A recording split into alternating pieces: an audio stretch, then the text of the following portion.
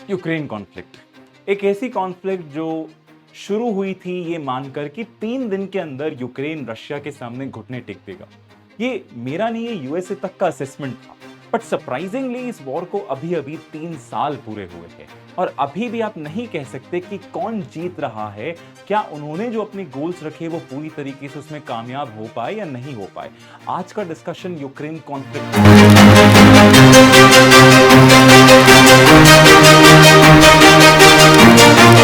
Primarily इस बात पर है कि 3 साल तो हुए हैं लेकिन सडनली नीडल घूम चुकी है towards Russia's favour. Because president Trump आते हैं व्हाइट हाउस के अंदर और वो कहते हैं कि मुझे इस वॉर को खत्म करना है। खत्म इस हिसाब से नहीं करना, मुझे डील करनी है डायरेक्टली पुतिन के साथ। यूक्रेन को साइडलाइन कर दिया गया है और इसीलिए आज हम पढ़ रहे हैं कि बेसिकली यूक्रेन कॉन्फ्लिक्ट क्या है। लेकिन थोड़ा सा इसका जेनेसिस इतिहास पढ़ लेते हैं, वो ज्यादा बेहतर रहेगा। सब सिंपल सी बात है, सोवियत यूनियन की बात करते हैं। 1991 के अंदर सोवियत यूनियन का खत्म हो जाता है, वो आपस के अंदर वो डिसॉल्व हो जाता है। तो यूनाइटेड स्टेट्स ऑफ अमेरिका एक सोल सुपर पावर बनकर इमर्ज करती है। और जब यूएस इमर्ज करता है तो वो कहता है कि मेरी तरह की ही डेमोक्रेसी होनी चाहिए, मेरे तरह से ही आपको चलना पड़ेगा, ये मेरा राज है। इसीलिए जब उसकी मर्जी वो वैसे काम करता था, चाहे अफगानिस्तान का इन्वेजन हो, इराक का इन्वेजन हो, यूनाइटेड नेशन सिक्योरिटी काउंसिल की बात को नहीं मानना हो, लिबिया के अंदर गद्दाफी को उठाकर फेंक देना हो, आसपास की कंट्रीज के अंदर कलर रेवोल्यूशंस करा देना in the name of promoting democracy. US हर वो चीज करते हुए आया क्योंकि वो अकेलौता सबसे ज्यादा शक्तिशाली देश था। और यही चीज मैं आपको बताना चाह रहा हूं कि जब रशिया जो सक्सेसर था सोवियत यूनियन का 1990s के अंदर बहुत ज्यादा कमजोर था, बहुत ज्यादा थका हुआ था, उसे सिर्फ और सिर्फ अपने लोगों की चिंता थी कि किस तरीके से मैं इतने बुरे हालात में रहने वाले लोगों का पेट भर सकूं, इकोनॉमी स्टेबल कर सकूं। इसी चक्कर के अंदर नेटो जो एक मिलिट्री अलायंस है, इसने देखा जब तुम्हारा दुश्मन जब आराम से परेशान है, कमजोर है, तो हम और ज्यादा एक्सपैंड करते हैं। और रशिया ने इसका विरोध करा। रशिया ने सबसे पहले एक चीज बोली कि देखिए, आपके जितने भी लीडर्स हैं, उन्होंने सोवियत लीडर्स से और साथ में रशियन लीडर्स से भी प्रॉमिस करा था कि 1 इंच भी नेटो आगे नहीं बढ़ेगा। आप तो लगातार नेटो का एक्सपेंशन कर रहे हो। दूसरा, वो कहते हैं कि नेटो कोई डिफेंसिव मिलिट्री अलायंस नहीं है। नेटो बना ही क्यों? नेटो बना था किसको हराने के लिए? Soviet union. जब सोवियत यूनियन खुद ही नहीं रहा तो अब नेटो किस लिए? तो रशिया को पता था कि नेटो आज भी जिंदा रख रखा है यूएसए ने, ताकि वो अपनी ग्लोबल हेजेमनी, अपना राख बचा कर रख सके, अपने हिसाब से पूरे यूरोप को कंट्रोल कर सके। ये बोलते हुए मेरी बात नहीं मानोगे तो रशिया तुम्हें खा जाएगा। रशिया को अग्रेसर दिखाया गया। और यही इंपॉर्टेंट चीज है कि क्यों यूक्रेन बेसिकली पिस गया। एक तरफ था यूएसए और एक तरफ था रशिया। और ये कॉन्फ्लिक्ट किस तरह की हुई? ये कॉन्फ्लिक्ट हुई प्रॉक्सी कॉन्फ्लिक्ट, जहां पे ये दोनों पार्टीज बेसिकली डिसाइड कर रहे थे कि इनका फ्यूचर किस हिसाब से और किस तरह का रहेगा। इंपॉर्टेंटली यहां पर है, जब रशिया पावरफुल होता है धीरे धीरे अंडर प्रेसिडेंट पुतिन, जब वो अपनी इकोनॉमी स्टेबलाइज करता है, जब वो अपना पॉलिटिकल कंट्रोल पूरी तरीके से फैला लेता है, तो रशिया भी धीरे धीरे ग्रेट पावर बन जाता है। और ग्रेट पावर बनने का मतलब क्या? कि वो किसको चैलेंज करता है? यूएसए की हेजेमनी को चैलेंज करता है कि तुम्हारी डेमोक्रेसी ही क्यों सही है, तुम्हारे वैल्यूज ही क्यों सही है, एलजीबीटीक्यू के राइट्स तुम ही दोगे तो कि हम नहीं डिसाइड करेंगे क्या? हमारी खुद की पॉपुलेशन है, हम हमारी कल्चरल वैल्यूज को, ट्रेडिशनल वैल्यूज को प्रमोट करेंगे, हमारे भी सिक्योरिटी इंटरेस्ट है। और वहां पर प्रेसिडेंट पुतिन ने क्लियर कट कह दिया था, अभी तक जो तुमने करा है, जितना एक्सपेंशन करा है नेटो का, सब ठीक है, भूल जाएंगे, लेकिन किसी भी हालत के अंदर इस देश को हम नेटो के अंदर एंट्री नहीं देंगे। और इसी चक्कर के अंदर यही एक मूलभूत सबसे फंडामेंटल रीजन रहा कि क्यों यूक्रेन कॉन्फ्लिक्ट सही हुआ, क्योंकि यूक्रेन जाना चाहता है नेटो के अंदर और रशिया ने कहा चाहे कुछ भी हो जाए मैं ऐसा नहीं होने दूंगा। आगे बढ़ते हैं। इंपॉर्टेंटली इसकी कहानी हमने पता है फरवरी 24 2022 को, जहां पर रशिया एक फुल स्केल इन्वेजन लॉन्च करता है यूक्रेन के अंदर। बट इंपॉर्टेंट चीज ये है यहां पे याद रखने की, 2022 की कहानी नहीं है। कहानी शुरू होती है 2014 के अंदर, जब यूक्रेन के अंदर कौन होता है? एक प्रो रशियन प्रेसिडेंट होता है। ये प्रो रशियन जो प्रेसिडेंट होता है, ये लगातार बेसिकली किसके समर्थन करता है? पुतिन का समर्थन करता है। लेकिन यहां पर डेमोक्रेसी के अंदर प्रोटेस्ट शुरू होने लग जाती है। लोग कहते हैं कि हमें तो कहां जाना है? यूरोपियन यूनियन के पास जाना है। दूसरे कहते हैं हमें क्या ज्वाइन करना है? हमें नेटो भी ज्वाइन करना है। और ये चीज प्रेसिडेंट पुतिन को पता थी, तो आफ्टर ऑल जो प्रो रशियन प्रेसिडेंट है उसको वहां से हटा दिया जाता है, वो डेमोक्रेसी प्रोटेस्ट के चक्कर के अंदर। प्रेसिडेंट पुतिन ने कहा ये कोई डेमोक्रेसी नहीं है, ये freedom of speech and expression, human rights का खेल है, जो बेसिकली यूएसए खेल रहा है हमारे डोर स्टेप के ऊपर। यूएसए चाहता है कि हमारे यहां पर प्रो रशियन प्रेसिडेंट को हटाकर प्रो वेस्टर्न प्रेसिडेंट बिठाए जो एंटी रशियन होगा और हमारा हिस्टोरिकल लिंक तोड़ेगा, हमारे लिए सिक्योरिटी डिलेमा क्रिएट करेगा, हमारे अधिकारों को मिटाएगा, और यह हम किसी भी हालत में नहीं होने देंगे। यहीं पे इसलिए प्रेसिडेंट पुतिन डिसाइड करते हैं कि देखिए अब जो हुआ हुआ, इमीडिएटली 2014 के अंदर ही क्राइमिया जो इतना बड़ा पेनिनसुला है इसके ऊपर पूरी तरीके से कब्जा कर लेता है। कौन कौन? Russia, Russian troops. साथ ही में जो डॉनबास वाला एरिया है, दोनेस्क और लुहांस रिपब्लिक है, यहां पर रशियन स्पीकिंग लोग हैं, यहां के सेपरेटिस्ट को भी वो पैसा, हथियार, गोला बारूद देता है कि लड़ो यूक्रेन से। अब लड़ाई शुरू हो जाती है, लेकिन वेस्ट सोचता है कॉन्फ्लिक्ट की चिंगारी तो हमने लगा दी है, थोड़ा और भड़काओ। तो यूक्रेन और ज्यादा अब किसकी तरफ देखने लगता है? नेटो की तरफ। उसने बोला कि हमारी 7% टेरिटरी तो कौन लेकर बैठा है? रशिया लेकर बैठा है। अब हम किसी भी हालत में पीछे नहीं हटेंगे। और वेस्ट ने भी जानबूझकर यूक्रेन का समर्थन करा, ये भूलते हुए कि ये रशिया की रेड लाइन है, उसके अस्तित्व का सवाल है कि कैसे एक सुरक्षित कैसे एक सुरक्षित देश वहां पर डेवलप रह सके। इंपॉर्टेंटली यहां पर देखा गया है हमने यूक्रेनियन स्ट्रेंथ, कि देखिए यूक्रेन की स्ट्रेंथ क्या है, क्योंकि 3 साल हो चुके हैं बैटलफील्ड के अंदर। बेटा सबसे इंपॉर्टेंट है हीरोइक रेजिस्टेंस। ऐसे जाबाज लोग हैं, इन्होंने कहा कि भले ही कितनी बड़ी आर्मी हो, हम उसके सामने अपने घुटने नहीं टेकेंगे, और बड़े जाबाजी से ये लोग लड़े। दूसरा जरूरी चीज, इन्होंने कहा रशिया के पास आदमी ज्यादा है, ट्रूप ज्यादा है, टैंक ज्यादा है, एयरक्राफ्ट ज्यादा है, तो हम ऐसे पावरफुल दुश्मन से कैसे लड़ेंगे? एसिमेट्री के अंदर, एसिमेट्री, रशिया यहां पर, यूक्रेन यहां पर। लेकिन उसने बोला अगर हम टैंक है तो टैंक का जवाब देंगे हम एंटी टैंक मिसाइल से, जैवलिन। और हमने देखा किस तरीके से ग्रेवयार्ड बना दिया टैंक्स का। T-90 से लेके लेटेस्ट मॉडर्न टैंक्स एक छोटी सी मिसाइल ने उड़ा दिए। और ऊपर से क्यों भूल रहे हैं ड्रोन, जो पूरी दुनिया के लिए क्रांति बनकर उभरा है बैटलफील्ड के अंदर। सबसे ज्यादा बेस्ट ड्रोन कैपेसिटी और कैपेबिलिटी यूक्रेन ने दिखाई है, both in air as well as underwater drone. इसी चक्कर के अंदर यूक्रेन लगातार अपने फाइट के अंदर रशिया जैसी महाशक्ति के खिलाफ बना रहा। लेकिन एक और चीज जरूरी है, इकोनॉमी का क्या समर्थन मिला दोस्तों? बहुत गजब का समर्थन मिला। कहां से? यूएस से, यूरोपियन यूनियन से खूब ज्यादा पैसा मिला। यूएस ने तो 175 बिलियन पैसा दिया, यूरोपियन यूनियन ने भी करीब करीब 150 बिलियन, 130 बिलियन पैसा दिया। इससे क्या? यूक्रेन अपनी अर्थव्यवस्था को कंट्रोल कर पाया, जो पूरी तरीके से ठहर गई थी, जो पूरी तरीके से डाउनफॉल फेस कर रही थी। इसी चक्कर के अंदर यूक्रेन टिक पाया। लेकिन स्थिति अच्छी नहीं है, चैलेंजेस बहुत सारे आ रहे हैं यूक्रेन के अंदर। सबसे बड़ा चैलेंज क्या है? उनके पास क्या नहीं है? उनके पास बेटा वक्त नहीं है, और वक्त बहुत खतरनाक चीज होती है।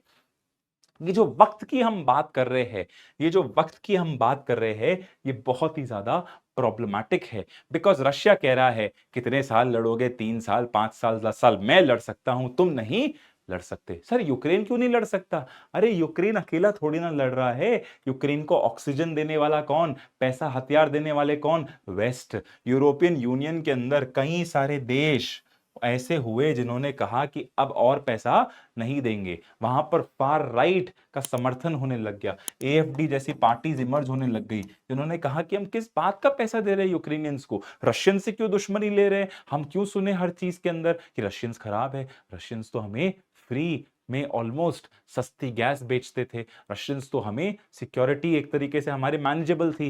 यूक्रेन के चक्कर के अंदर हम क्यों रशिया से संबंध खराब कर रहे हैं? हम क्यों इतने सारे रेफ्यूजीज को अपने घर के अंदर रख रहे हैं? इनको बाहर निकालो। और इसी चक्कर के अंदर यूक्रेन के पार्टनर्स भी थोड़े हिलने लगे हैं, सपोर्ट कम होने लगा है। और most important sir, white house के अंदर एक बदलाव होता है, नए शहंशाह आते हैं ट्रंप।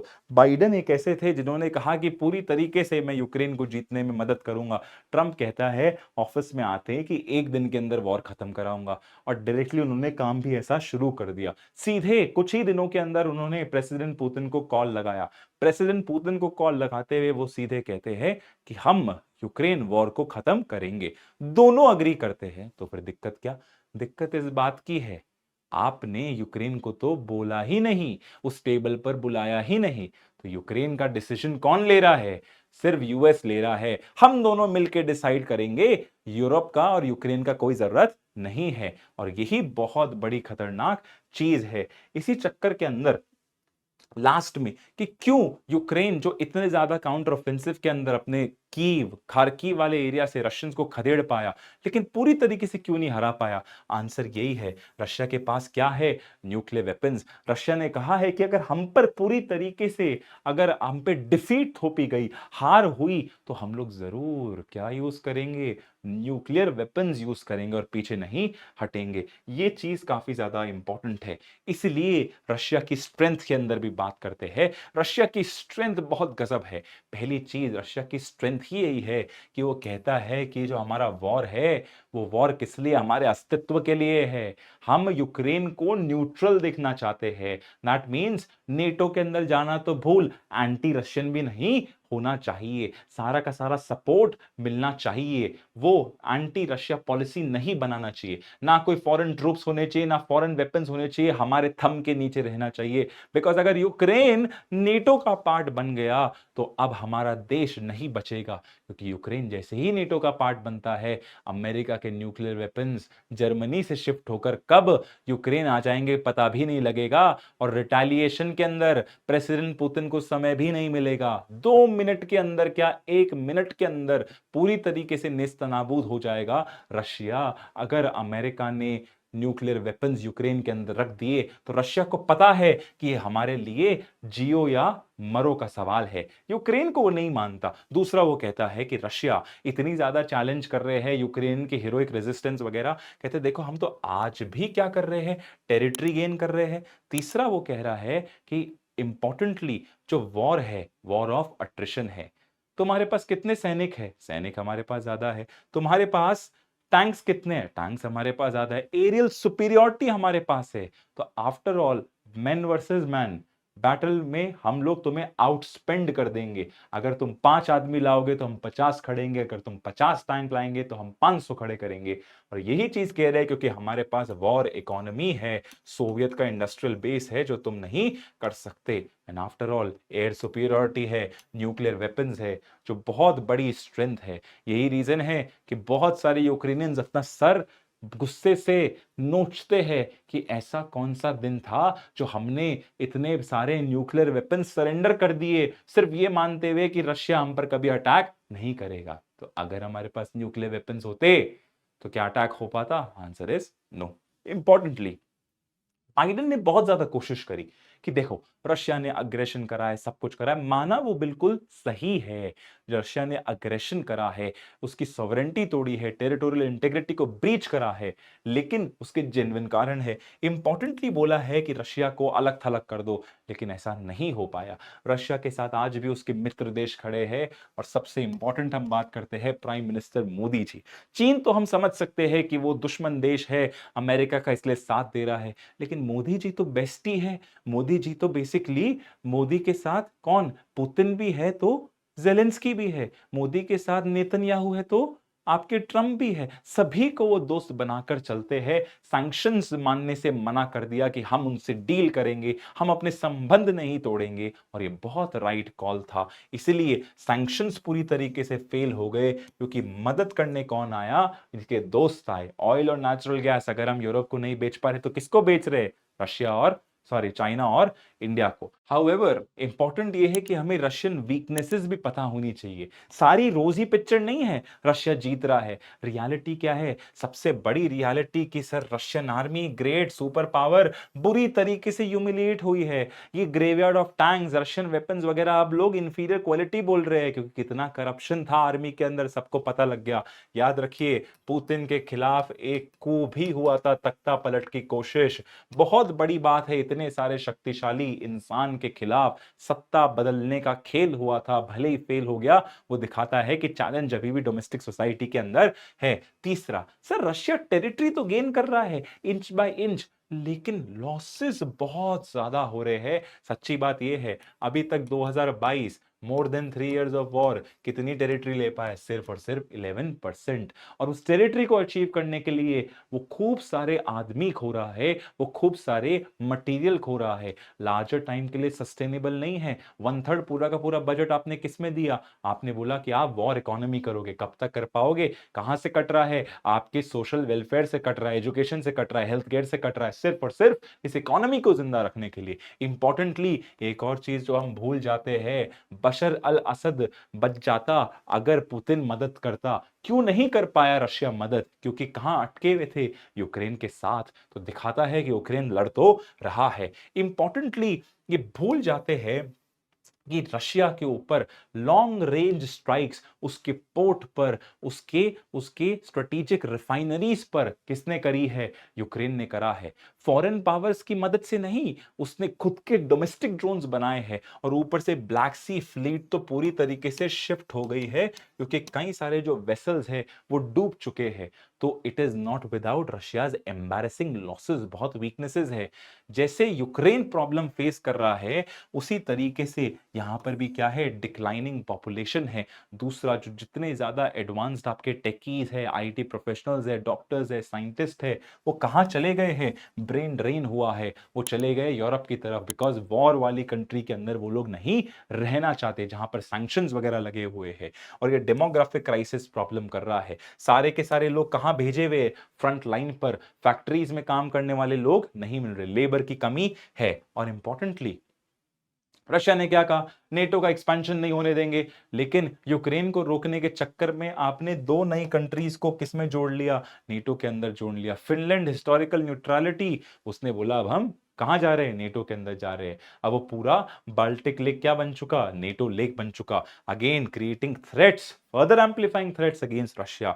एंड लास्टली चाइना एक एलाय है, लेकिन चाइना अब पूरी तरीके से कंट्रोल कर रहा है किसको? रशिया को कंट्रोल कर रहा है, जूनियर पार्टनर बन चुका है। ये चीज हमें समझना पड़ेगा। इसी के अलावा बेसिकली रशिया डिमांड करता है कि हमारी कुछ डिमांड है क्योंकि पीस डील की बात हो रही है। तो रशिया कहता है सबसे पहली चीज हमारी जो डिमांड है कि ये नेटो का एक्सपेंशन नहीं होना चाहिए। मतलब क्या है? आप किसको दो सर? आप न्यूट्रलिटी रखो। आप न्यूट्रलिटी रखो। किसको रखनी है? यूक्रेन को। किसी भी हाल के अंदर यूक्रेन की एंट्री नहीं होगी नेटो का, वरना हमारे वॉर का फायदा ही क्या इतने लॉसेस लेने के बाद। दूसरा है कि जो रशियन स्पीकिंग पॉपुलेशन है उनको प्रोटेक्ट करना जरूरी है, उनको राइट्स दीजिए, उनको ऑटोनॉमी दीजिए। अब तो उन्होंने वैसे ही उन पर कब्जा कर लिया है, तो ये पॉइंट अब इतना काम का नहीं है। इंपॉर्टेंटली प्रेसिडेंट पुतिन कहते हैं कोई भी वॉर अगर खत्म हो रहा है तो हमें इस पूरी रिजीम का क्या चाहिए? हमें इस रिजीम का डीमिलिटराइजेशन चाहिए। मतलब यह है कि अभी यूक्रेन के पास F-16 आ रहे हैं, अभी यूक्रेन के पास लॉन्ग रेंज मिसाइल जा रही है, ये नहीं चाहिए। आर्मी 10 गुना साइज अभी है, हमें सिर्फ 1 लाख से नीचे सोल्जर्स चाहिए। मतलब क्या? कल को वो इतना बड़ा थ्रेट बन ही नहीं पाए कि रशिया के ऊपर अटैक करे। ये बहुत बड़ा स्टिकिंग पॉइंट है। इसी के अलावा वो कहते हैं कि हमें डीनाजिफिकेशन चाहिए। मतलब डीनाजिफिकेशन का मतलब कि ऐसे लोग जो सत्ता के अंदर बैठे हुए हैं, ये प्रेसिडेंट जेलेंस्की और उनके कंपैट्रियट्स, ये देशद्रोही लोग हैं, ये नाजी के समर्थन करते हैं, ये एंटी रशियन है। ये प्रेसिडेंट पुतिन कहते हैं। इसलिए मुझे जितने यहां पर जो एलिट्स है, जो प्रो यूएस है, जो प्रो वेस्ट है, जो एंटी रशिया है, उनको सत्ता से हटाना है। ये बेसिकली इनकी डिमांड है। यूक्रेन कहता है कि देखो हमें हमारी सॉवरेनिटी वापस चाहिए, टेरिटोरियल इंटेग्रिटी वापस चाहिए। मतलब क्या है कि सर जितने भी सोल्जर्स है जो यूक्रेन के अंदर है रशियन, उनको बाहर निकाल दिया जाए। और वो भी कब तक? जो 2014 की हमारी जो ओरिजिनल बाउंड्री है, जिसके अंदर क्राइमिया भी आएगा। हमें पूरी हमारी ओरिजिनल टेरिटरी चाहिए। दूसरा चीज, इन्होंने एक और चीज बोली है कि हमें सिक्योरिटी गारंटीज चाहिए कि कल को रशिया सीज फायर हमने कर लिया उसके साथ, हम आपस में लड़ नहीं रहे। लेकिन ऐसा क्या चीज है, क्या गारंटी है कि रशिया वापस लड़ाई नहीं करेगा हमसे? रशिया पॉज लेकर वापस एक शक्तिशाली देश, एक आर्मी मिलिट्री बनाकर हम पर हमला करेगा। और यही चीज उनको रोकनी है, इसलिए वो कह रहे हैं हमें सिक्योरिटी गारंटी चाहिए। उन्होंने कहा कि सबसे बढ़िया है, टेरिटरी मिले नहीं मिले, हमें नेटो के अंदर ले लो। नेटो के अंदर लेने का मतलब कि कल को एक देश पर अगर हमला हुआ, यानी यूक्रेन अगर नेटो का सदस्य है, अगर यूक्रेन पर हमला होता है रशिया के द्वारा, तो इमीडिएटली इमीडिएटली कौन अटैक करेगा? उसके ऊपर काउंटर अटैक यूएस करेगा। ड्यूटी बाउंड है, तो इसलिए सबसे बड़ी डेटरेंस है, बिकॉज एक पे अटैक नेटो के अंदर सब पर अटैक माना जाता है। और यही चीज हमें समझनी है। लेकिन यहां पर चेंजेस होने लगते हैं जब ट्रंप आते हैं, तो ट्रंप की ज़ेलेंस्की के साथ ज्यादा बनती नहीं है। शुरुआत से बोलते कॉमेडियन है, बोला कि हमने इतना लूट कर चले गए, हमारे $350 बिलियन लेकर, फ्री में लेकर, क्या जोकर इंसान है। ऊपर से बोला कि ये डिक्टेटर है, तानाशाह है, इलेक्शंस नहीं करवा रहे वरना हारेंगे, वही रशियन वाली चीजें बोली। साथ ही में इन्होंने तो ब्लेम ही कर दिया ज़ेलेंस्की को कि भैया तुमने युद्ध शुरू करा है, प्रेसिडेंट पुतिन ने तो कुछ करा ही नहीं, उनका तो रिस्पॉन्स था। तो इस चक्कर के अंदर नर्वसनेस आपको पूरे यूरोप और यूक्रेन के अंदर दिखाई देती है। और यही हुआ, क्योंकि क्या हुआ, ट्रंप एडमिनिस्ट्रेशन कहता है कि नेटो के अंदर किसी भी हालत के अंदर यूक्रेन को एंट्री नहीं मिलेगी, हम अलाउ ही नहीं करेंगे। किसको? यूक्रेन को। कहां आने से? नेटो के अंदर। रशिया की बात मान ली। दूसरी चीज उन्होंने बोला कि यूक्रेन की जो बॉर्डर है 2014 वाली, की क्राइमिया तक हम लोग सेफ करेंगे, ये करेंगे, कहते ये पॉसिबल है ही नहीं। तो मतलब पीस करेंगे और आपको अपनी टेरिटरी देनी पड़ेगी। तीसरी चीज ट्रंप ने और बोले कि हम कोई सिक्योरिटी गारंटी नहीं देंगे। कल को तुम पर अटैक होता है, कल को तुम पर हमला करता है, तो हम तुम्हें बचाने नहीं आएंगे। यूरोप को तो इनवाइट भी नहीं करा गया। मतलब क्या है? ओरिजिनली स्लाइड नंबर 1 क्या बताया था? ये प्रॉक्सी कॉन्फ्लिक्ट है रशिया और यूएसए के बीच में। रशिया भी कहता है ये हमें छोटे मोटे से बात नहीं करनी, यूरोप के क्या है, यूरोप कमजोर देश है, खुद की सॉवरेंटी नहीं है, सिर्फ और सिर्फ हमें तुम्हारे ओरिजिनल डैडी से बात करनी है, अंकल यूएसए, अंकल ट्रंप, उनसे बात कराइए, बिकॉज दो बड़े बैठकर पूरा निपटारा करेंगे। और यही होता है, बिकॉज जब कॉन्फ्लिक्ट होती है तो वहां से चैलेंजेस आना शुरू हो जाते हैं ऑटोमेटिकली। और चैलेंजेस किस हिसाब से होते हैं? रियाद के अंदर एक समिट होती है, रियाद सऊदी अरेबिया के अंदर है, वहां पे मीडिएशन होता है, वहां पे ट्रंप के टीम के मेंबर्स होते हैं, और साथ में Saudi Saudi as a mediator होता है ऑफ कोर्स, और साथ में इंपॉर्टेंटली रशिया के मीडिएटर्स होते हैं। तो पहली बार ये लेजिटिमेसी है, ये विलिंगनेस है कि हम बात करेंगे। तो खराब बात क्या है? देखिए, दो लोग टेबल पर है, पीस का निपटारा कर रहे हैं, लेकिन जो पार्टी अफेक्टेड है, जिसके खिलाफ अग्रेशन हुआ है, उसको तो बुलाया ही नहीं। यूक्रेन को नहीं बुलाया, साथ में यूरोप को नहीं बुलाया। और ये बहुत बड़ा शॉक लगता है यूरोप को। उसने कहा कि ट्रांस अटलांटिक टाइज फिर कहां गए? यहां तो हम सब यूएस का समर्थन करते थे। ये तो स्टनिंग बिट्रेयल है, बहुत बड़ा धोखा है। किसके खिलाफ? यूक्रेन के खिलाफ। इसी चक्कर के अंदर यहां तक कि जर्मनी के अपकमिंग होने वाले सीडीओ पार्टी के जो लीडर है, जो चांसलर बनने वाले हैं, उन्होंने तो ये तक कह दिया कि हम जल्द से जल्द अमेरिका से अलग होंगे, एक इंडिपेंडेंट फॉरेन पॉलिसी बनाएंगे, और साथ ही में यूक्रेन के पीछे हम लोग एक इमारत, कड़ी इमारत की तरह खड़ा रहेंगे, यूक्रेन को हारने नहीं देंगे, वो कुछ भी करे। और उसने कंडेम करा है कि डायरेक्ट आप टॉक्स कर रहे हो। इंपॉर्टेंटली प्रेसिडेंट ट्रंप ने एक और डिमांड रखी कि देखिए, मिनरल सिक्योरिटी हमें चाहिए, हमने तुम्हें इतना सारा पैसा दिया, $350 बिलियन, ये ट्रंप कहते हैं इतना पैसा दिया, वापस भी तो पैसा देना पड़ेगा, फोकट का पैसा नहीं देगा। बिकॉज ट्रंप क्या कहता है? दुश्मन देश तो दुश्मन है, उन्हें फालतू में दुश्मन बोलते हो, लेकिन सबसे ज्यादा फायदा उठाने वाले, अमेरिका की जेब काटने वाले कौन? दोस्त है। तो ये सो कॉल्ड जो दोस्त है, जो तुम्हारा फायदा उठाते हैं, जो पैसे वापस नहीं देते, इनके खिलाफ मैं एक्शन लूंगा। और यूक्रेन भी उसी कैटेगरी के अंदर आता है। यूक्रेन को बोला कि इतना पैसा दिया, मेरे को वापस तो चाहिए। तो अग्रीमेंट है कि 50% जो तुम्हारे नेचुरल रिसोर्सेज है, इंक्लूडिंग रेयर अर्थ, जिसपे अभी सिर्फ और सिर्फ चाइना का डोमिनेशन है, वो मुझे वापस दे दो। कैसे देंगे? हमें अमेरिकन कंपनीज जाएगी, माइनिंग राइट्स मिलेगी, एक्सक्लूसिव राइट्स मिलेगी, और किसी को इनवाइट नहीं करेगा। फर्स्ट पर्सन कौन जाएगा? अमेरिका। ठीक है, इतना ही नहीं, साथ में बोला जो तुम्हारे पास नेचुरल रिसोर्सेज है, क्या जैसे ऑयल रिग्स है, हाँ, जैसे आपके पब्लिक सेक्टर इंडस्ट्रीज है, उसके अंदर भी 50% स्टेक चाहिए। जेलेंस्की ने कहा नहीं मिलेगा, अभी तक उसने मिनरल वाला अग्रीमेंट साइन नहीं करा। बोला कि पहली चीज $350 बिलियन तो दिया भी नहीं है, हम ग्रेटफुल है। दूसरी चीज, मैं ऐसी कोई डील में अपनी फ्यूचर जनरेशंस को नहीं डालूंगा जहां ₹1 के बदले जो मैंने लोन लिया है मैं तुम्हें ₹2 दूं। तीसरी चीज, जो इतना पैसा आपने हमको दिया, आपने कहीं पर भी लोन नहीं दिया, आपने हमें मुफ्त के अंदर बांटा है, तुमसे पहले बांटा गया। चौथी चीज, मैं चलो कर भी लूंगा, लेकिन सिक्योरिटी गारंटीज कहां है? उसके बिना तो मेरा कोई फ्यूचर नहीं है। और यही चीज इंपॉर्टेंट है यहां पर। इसलिए रशिया कहता है कि हम लोग प्रेस करते हैं यूएस का कि आप अच्छी तरीके से ट्रम्प देखिए, फाइनली सेंसस के अंदर कोई प्रेसिडेंट आया जो बोल रहा है रशिया के साथ बातचीत करो। लेकिन जब तक लॉन्ग टर्म सोल्यूशन नहीं होगा, रूट कॉजेस पे बात नहीं करी जाएगी, यूरोपियन सिक्योरिटी आर्किटेक्चर के अंदर रशिया की बात नहीं सुनी जाएगी, डोमिनेंट पोजीशन में डाला जाएगा, तब तक हम भी कोई सीज फायर वगैरह करने में तैयार नहीं है। और इंपॉर्टेंट है, इसलिए माय डियर फ्रेंड्स, 4 सिनेरियोज बनते हैं, 4 सिनेरियोज के किस तरीके से चेंज हो सकता है पूरा बैटलफील्ड। पहली चीज, यूक्रेन पूरी तरीके से हार जाता है, रशिया के कब्जे के अंदर आ जाता है।